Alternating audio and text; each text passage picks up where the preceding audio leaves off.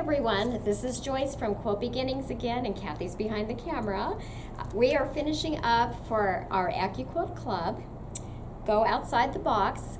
You've already received the video about how to assemble all the squares, about how to read this book, how to navigate through it, how to know how much fabric you need. So once you get all your blocks completed, then we're going to do the borders. So that's what we're going to talk about today, so you can finish your quilt.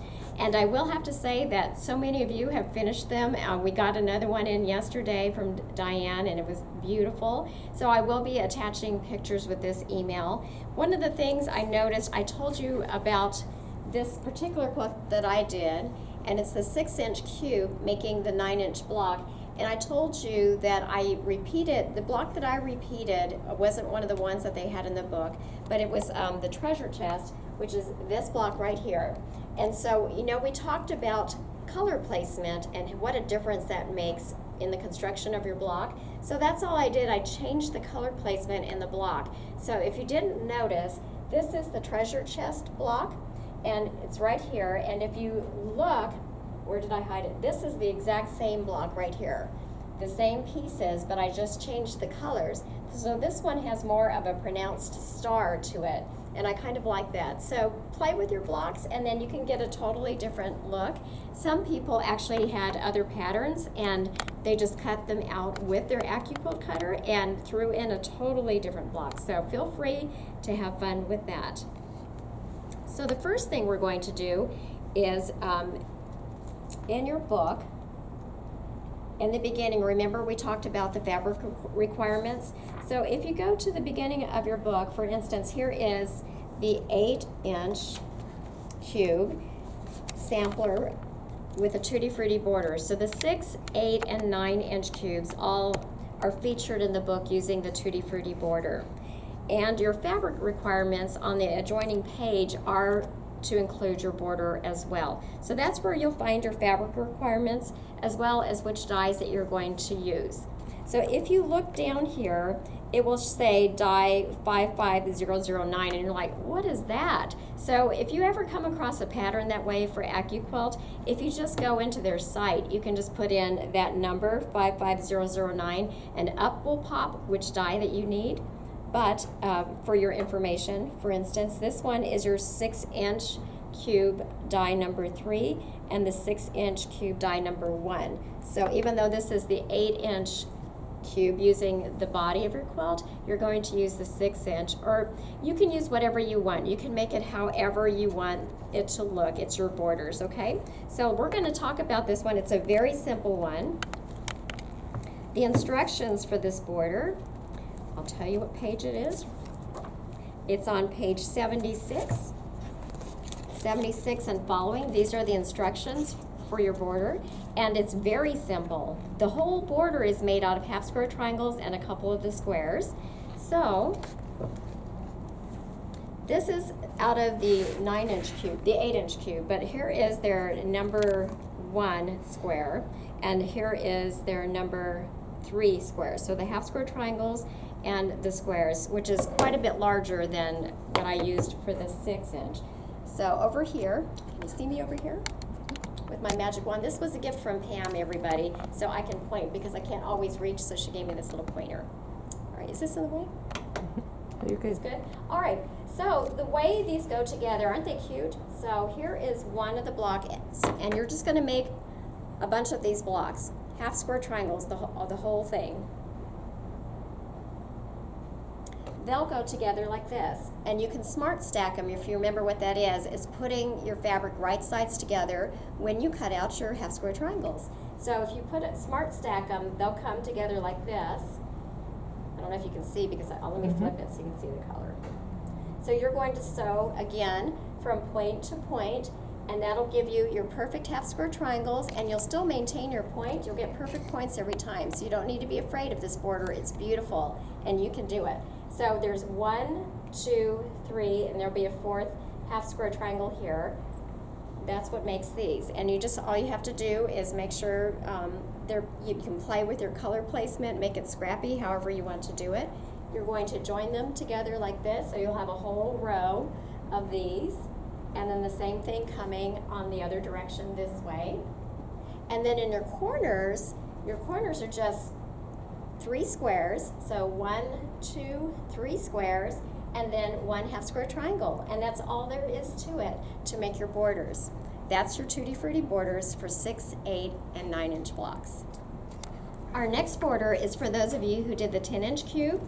So on pages 24 and 25, they show your quilt with this wonderful border. I love this border. I'm going to use it sometime because it's so cool.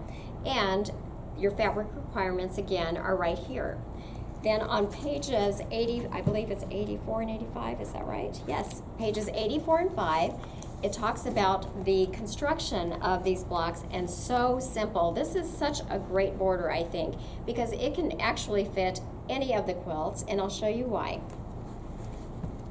First of all, you're going to need your die number 6, which is your square on point, just like this. It's going to be the center of your corner right here. So here's the center, and then you're going to use die number 5 to put those your corners on it to make that a square on point. So you just take that and have all your corners added on, and then there's that last one. Very simple.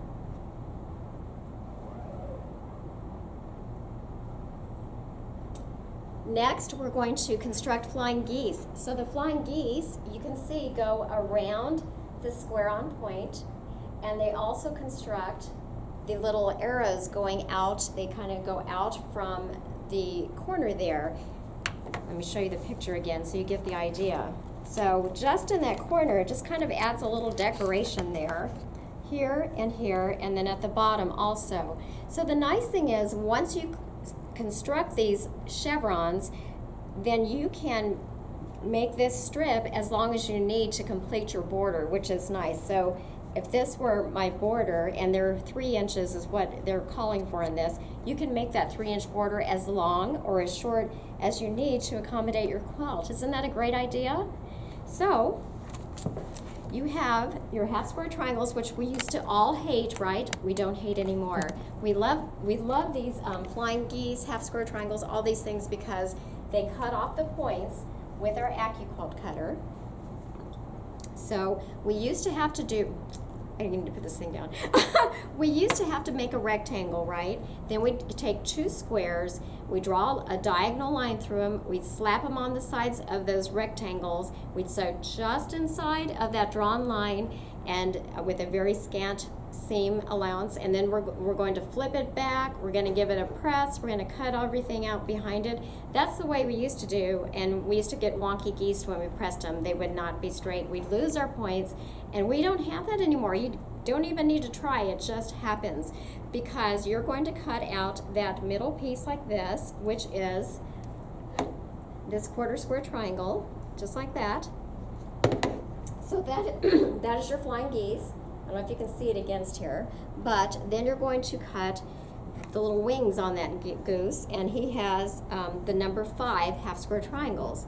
And because our points are cut off, there's no guessing of where to put it. It's already cut. We don't have to draw any lines. We don't have to, sew scantily. We're just going to do our 1/4 inch seam, and they will fit beautifully here, and you're going to get your point every time. So that's how that goes. So you can see that that is the flying geese right here, flying geese all the way around, and also here, right? And then if you look, this is also a flying geese. That point, it's just that this has a light center, this one has the contrasting darker center, and then these are your number 5 die, your half square triangles. So it's the same shape on all of them, and you can actually continue with those chevrons going out if you wanted to. You can make it as long or as short as you want, but I love this one. So those of you who did the 10-inch cube to make your blocks, you can use this one if you'd like, but if you did any of the other ones, you're welcome to do it too. Those of you who have made your blocks with a 12-inch cube, your border that they show is the signature. It's called the signature border because they use the signature die. as the main part of the border. So it kind of looks like rickrack to me. It's very cute, and it's super duper easy. You'll love this one. So again, if you've made any of the other sizes, you can definitely make your border with the signature border, and you can change the look of it just by changing the size of your cube. So this particular one, I believe, was done with the 9-inch cube, but regardless, you're using the die from, it's the companion corners. So this is die number 10, the signature block, signature square. And then it uses, again, I think this is the most used die that we use, is number 5, which is our half square triangles. That's all you need to make your entire border. So cut them out quickly and then piece them all together. So your fabric requirements, again, are on pages 26 and 27. So here is your really cute border. And then we're going to flip over to pages 86 and 87, which are right here. And again, she shows you how to assemble these. When you're doing these different borders, go ahead and follow her directions, even though it's really easy just to look at it and put them together, you know, especially with just 2 dies. But she really gives some great tips about how to press, the right way to press. Sometimes it's not the way that you think, but the nice thing about it is they will nest together and they will lie super flat. You'll be really happy that you took the time to pay attention. All right, so this particular one, again, is really easy, but it has a really great effect. You're going to cut your signature die. So this is my main fabric, which I chose as red, similar to what's in the book. Okay, so there's that. And then our 2 half squares. So one of them I did blue, which is the darker, and one white over here. So that's it. And when you sew these together, you're just going to put right sides together. Here we go again, so easy. You're going to sew from this point here to this point here, which is your 1/4 of an inch, and then you're just going to press it out, and then it's done. You'll do that on all of them, and because the signature shape is such a larger shape, it really helps you to get that block done quickly. So here it is. Let me actually put this. You have one going this way, one going that way, and that's actually 1 unit. So here's 1 unit joined to another. When we get to our corner, it is actually the same block. We're going to put it this way. You can see that. White here. Blue here. Let's get it. You get the idea, right? So that's your corner. So yours is going to be straighter.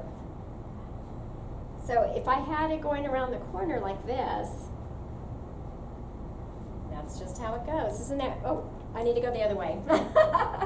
I had a notification from the camera person. Thanks, Kathy. That looks better, right?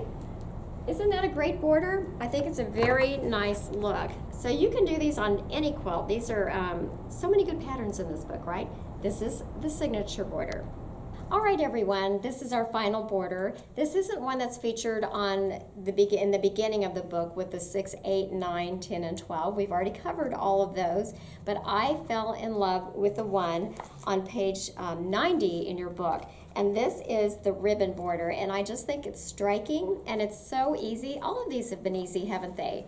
So this is the ribbon border that I put on my quilt right here, and it just looks like the ribbon is wrapping around. Ribbon border only uses 2 dies. We have die number 3, which is your half square triangle, and I'm showing this to you in the 9-inch size. I actually use the 6-inch, but I just wanted to show you that these are the half square triangles. There's 2 images on here.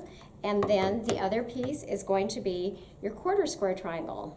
And the way you can tell the difference between your half square triangle and your 1/4 square triangle is, on your half square triangle, you have your 2 corners cut off, but you're going to have a point there and then straight. On your 1/4 square triangle, you're going to have your points cut off on all 3 of your edges, and that is your 1/4 square triangle. That's all you need to make this ribbon border. So we have our half square triangle here, which is the number 3 larger of the 2 that are in your set. And then you have your 2 1/4 square triangles. I have 3 colors. I have the light, I have my contrasting color, which is my ribbon, if you please, and then I have the darker in the corner, okay? And that's all you have to do. You sew your 2 quarter square triangles together, and then you'll sew that to your half square triangle, so you get a unit that looks like, here I'll turn it so you can see. So you get a unit that looks like that. And then they just join together, just the way that you place them, they'll join together, just like that. And then in the corner, if you look in the book, I'll show you here. So if you look in the book, they have the, like the underside, I guess, of the ribbon in the corner. And I wanted more of I wanted it to look more like the ribbon was wrapping around. So all you have to do to change it up, should you choose to do so, is you can take this one, whoops, am I doing that right? Yes. And see, yeah, I think that's right. No, do I have that right? Mm-hmm. Okay, so that it's wrapping around. You can see that I have the dark up in the corner here, so it just looks like it's wrapping all the way around. All right, that's all it is with your ribbon border, and the only thing, we're going to talk in just a second about how to adjust this. So you can see on here that they just use 4 blocks, and these are the silent stars, and then they put that border around it. So since I did my 9 blocks, obviously I'm not going to have the same amount of squares in order to complete my border. So what you want to do for any of these borders, if they don't fit your quilt the way that you intended, you can use what we call a coping border. So what I did is I had the body of my quilt done, and then I started assembling my border kind of how I wanted it to look so that it would meet correctly in the corners all the way around. And then I decided I needed to put my coping border. So we'll talk about that in just a minute. But there are all 4 of your different borders. You have Tutti Frutti, you have your geese border, you have your signature border, and the one that I love is the ribbon border. All right, everyone, now that we have our quilts done, we've decided on our border, and everything looks beautiful, now we're just going to put it all together. So we want to make sure that our quilts lay flat, right?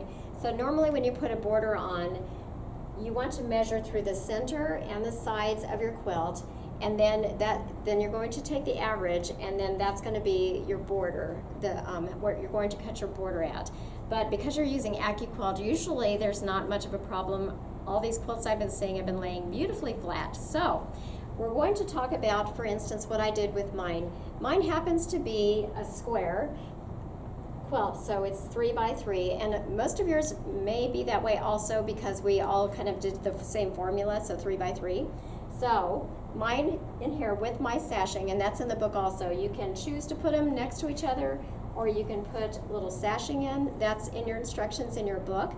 So when I had that done, it's 33 by 33, my particular quilt is.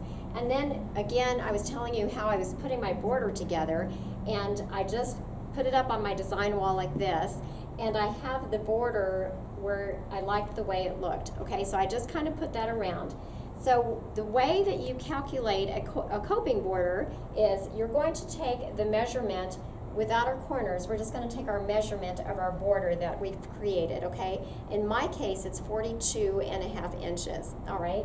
And then this border, this inside the body of my quilt is 33 inches. So I'm just going to take my 42.5 inches, which is my border length, and I'm going to take the length of my quilt, which was 33, and then I'm going to subtract the 2 of those, which leaves me with 9.5 inches. I'm going to add 1 inch because that's my seam allowance, right? Half. So you have a quarter and a quarter, that's a half, and then 1, and that's why we're going to add that 1 inch. That brings me to 10.5 inches. Then I'm going to divide that number by 2 because I need 2 coping borders, right? So if I divide it by 2, that's going to give me 5 1/4. That's the number that I need to cut the width of my strip. I'm going to cut my border, my coping border width, 5 1/4 inches. All right, that's pretty simple, right? The next thing we're going to do is determine how long to cut it. So very simply, for your first coping borders, we generally will sew our borders onto the sides first. So we're going to do the length of your quilt. which again was 33, remember? So 5¼ inches wide by 33 inches long. So you're going to cut 2 strips like that because you're going to have one for each side of your quilt, right? Then after you have that sewn on, again you still have our 5¼ inch wide strips. You're going to be cutting them for your top and your bottom borders, and now it's going to be that length that you've already measured for your outer border, which was 42½ inches, okay? And then you're going to be able to, put your corners on after you've added that border, and it will all fit beautifully. That will make your quilt nice and flat. All right, the last thing I just want to tell you about, read your book. This book has so many patterns, so much great information, so much inspiration in it. She tells you every step of the way, and in the back of the book, for those of you, I don't know if this is your first quilt or not, or maybe you just hate doing binding, but she shows you how to do your binding in the back, starting on page 151. This is after you quilted your quilts, ladies, all right? So, and gentlemen. So we have our binding here. She has really great illustrations in her book. And what's really neat, if you continue going, she also has a binding with a flange. So a lot of you have wanted to know how to do this. It's all here in this wonderful book. Everyone, I have so loved having AccuQuilt Club with you, and I'm sorry you weren't here in person to join me, but I'm thinking of all of you, and I love everything you've shown me, all your inspiration, and keep them coming. Send me your pictures, bring them to our shop. I just would love to see them and share them with everyone. We're going to send you this video. I'm going to give you a little printout on your coping border and maybe a link. There's actually a video that Eleanor Burns did before she published her book on putting these quilts together and the Tutti Frutti border, which you might get a lot of entertainment from because that's just the way she is. And I'd like to also include some of your pictures that you've shared with me. So thank you everyone, and keep cutting and sewing.